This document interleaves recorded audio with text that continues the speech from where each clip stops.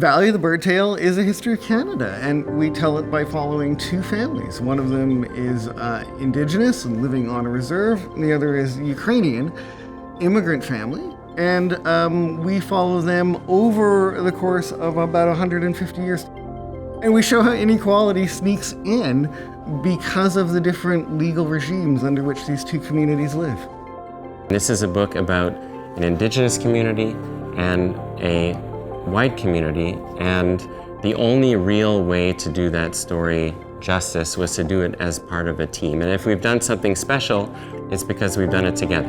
In Valley of the Birdtail, what I found interesting was not just the level of research, because the research was excellent in this book, but I'll call it the humanity and the stories of people's journeys through the educational system on reserves. Sanderson and Sniderman make a real case for how education is key, and better resources in on-reserve schools, and how decisive that can be, and how better funding mechanisms and better governance of these schools can really have an impact on a community. And I think it's a really striking lesson for Canadians. I found the depth of the storytelling to be truly remarkable. I felt like I got to know the people in the story well enough to understand why we had these divides that developed, but also to have compassion for both sides of the story. And so that's what I think is really important, is to understand that we need to have empathy, not just for one side or the other, but that each side has their own story to tell.